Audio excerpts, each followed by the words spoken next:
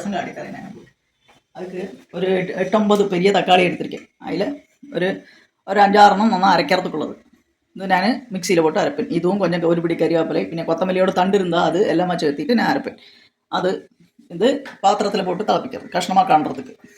அதுக்கு வேண்டியது மஞ்சப்பொடி, மிளகாപ്പൊடி, ഇത് പെപ്പർ പൗഡർ, അത് പെരുക്കായം, ഒരു കഷ്ണം വെല്ലം പൊടുവേൻ, ഒരു വലിയ നാരങ്ങ നെല്ലിക്ക വലുപ്പത്തിലുള്ള പുളി കരച്ച് വെച്ചിട്ടുണ്ടേன். அதுக்கு பொரிச்சு கொட்டது நெய்யில் தான் பொரிச்சு கொட்டணும். நெய்யில் கடுகு, வெந்தயம், ஜீரகம், மிளகா வத்தல் பொரிச்சு கொட்டும். இனி பருப்பு, அதுக்கு வேண்டிய பருப்பு நான் வேவிச்சு உடச்சி வச்சுருக்கேன். இந்த ஒரு பவுலில் ஒரு பவுல் பருப்பு எடுத்துட்டுருக்கேன் நான். புளி குழம்பு,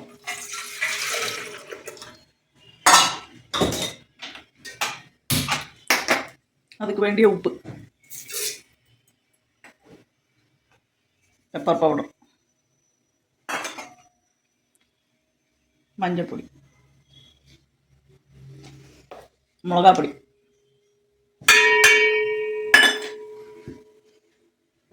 டொமேட்டோ,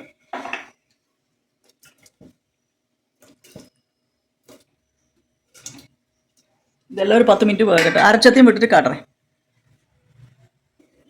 டொமேட்டோ அரைச்சாச்சு. டொமேட்டோ கூட ஒரு பிடி கறிவேப்பிலை, പിന്നെ அந்த மல்லியோட தண்டு இருக்குமே, தண்டு எல்லாமே போட்டு நான் அரைச்சிருக்கேன். இதெல்லாமே ஒரு 10 மினிட் நல்லா வேகட்டும். அதுக்கு வேண்டிய கறிவேப்பிலையும் போடுறேன். கொஞ்சம் கறிவேப்பிலை அரைச்சிருக்கேன், இருந்தாலும் நான் நிறைய கறிவேப்பிலை போடுவேன்.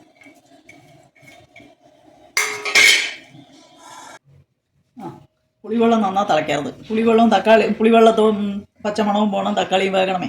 அதுக்கு வேண்டிய வெல்லம் போடுவேன். അതൊരു 5 മിനിറ്റ് വേകட்டும். വെന്ത പിന്നെ ഞാൻ ബാക്കിയുള്ള കാട്ടുறேன். சாதாரண நான் ஈயச்சொம்பில் வச்சா ரசம் ரொம்ப இருக்கும். ஆனால் நேற்று கொஞ்சம் நிறைய வேணும். அது கொஞ்சம் சைஸு சின்னதாக இருக்கிறதுனால பெருசில் வைக்கிறேன். ஓகேயா? பருப்பு வேவிச்சு நல்லா உடச்சி வச்சுருக்கேனா, அதை விடுறது.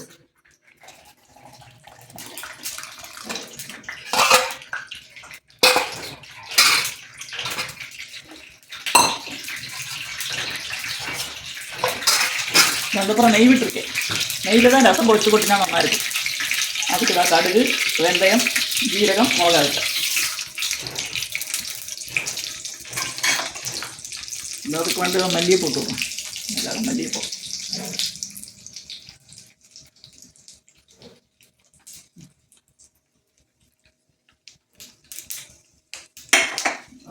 கறிவேப்பிலை போட்டுட்டு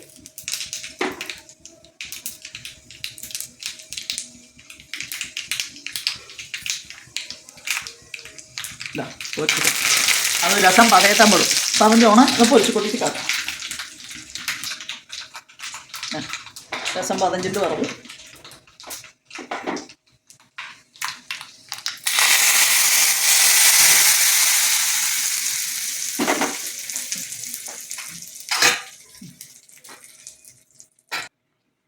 രസം നന്നാ പതയരുത്. രസം പതയത്താൻ പെടും. നാത്ത നന്നായിരിക്കും. അത് തിളച്ച് പൊങ്കി എന്ന് വഴിയപ്പോൾ என்னோட மெத்தடில் உள்ள ரசம். நான் ரசப்பொடி அந்த மாதிரி எல்லாம் போடாக்கி நம்மகிட்ட உள்ள சாதனத்தையே வச்சுட்டு பண்ணினதை ரசமாக்குவது நல்லா இருக்கும். நீங்களும் ட்ரை பண்ணி பாருங்க. இங்கே எங்காத்துல எல்லாருக்கும் ரொம்ப பிடிக்கும். சரியா?